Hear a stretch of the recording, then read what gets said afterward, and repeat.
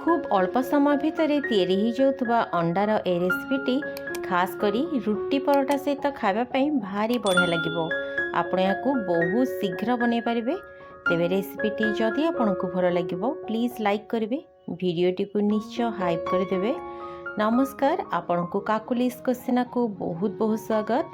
तेरे चलतु स्टार्ट करिबा रेसिपी। तेबे अंडार ए रेसिपीटी को तैयारी करने एठी मु दुईटी बड़ साइजर पियाज को छोट छोट करके काटी नहीं, ता सहित किछि रसुण को मध्य छोट छोट करके चॉप कर नहीं, आउ ता सहित गोटे बड़ साइजर टमाटो को मध्य मु छोट छोट करी काटिकी नहीं गली। तो ये देखो ता सहित मु चारिटा सीझा अंडा नहीं। अंडार परिमाण को आपणकर फैमिली मेंबर्स अनुसार आपण कम बेसी करें। अंडा को मध्य आमे छोट छोट करके काटिकी नहीं जिबा। तो देखंतु गैस उपरे गोटे कड़े बसेबा। कड़े मु किछि रिफाइंड तेल गरम कर नहीं। तेल ताती गला परे एथिरे फ्लेवर पई किछि गोटा जीरा पकेबा।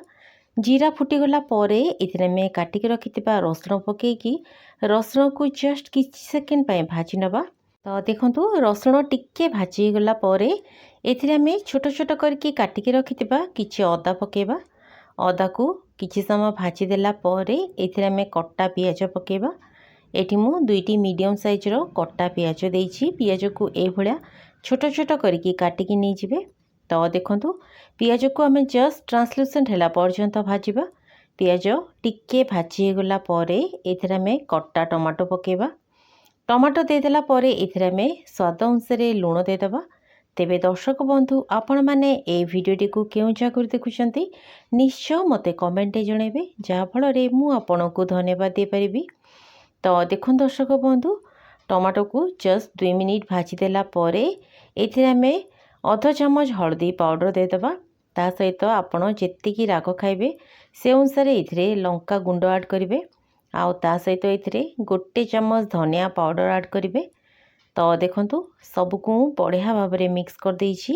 एबे गैस फ्लेम को टिके लो करके या को घोड़े की छाड़दबा, जहाँ फल टमाटोटा बढ़िया भाव में सॉफ्ट हो।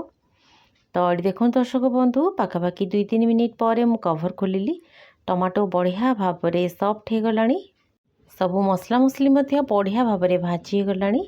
तो एबे आमे एथिरे अल्प टिके पानी दबा। एटा आधा कप रु भी कम अछि पानी, अल्प टिके जस्ट पानी देबे। तो देखंतु पानी देला परे सबको आमे बढ़िया भाव में मिक्स करदबा।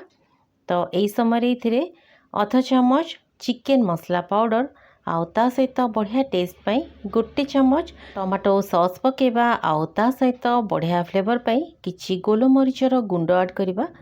तो देखंतु सबको बढ़िया भाव में आमे मिक्स करदबा। अल्प टमाटो सॉस दियंतु, टेस्ट बहुत ही भलो आसीबो। तो देखंतु सबको भलो भाव में मिक्स करदेला परे एथिरे आमे काटिक रखिथिबा सीझा अंडा पकेबा। ता सहित बढ़िया बास्ना पाई किछि भृसंग पत्र पकेबा। आपण भृसंग पत्र बदल रे एथिरे कट्टा धनिया पत्र मध्य पके पारंती।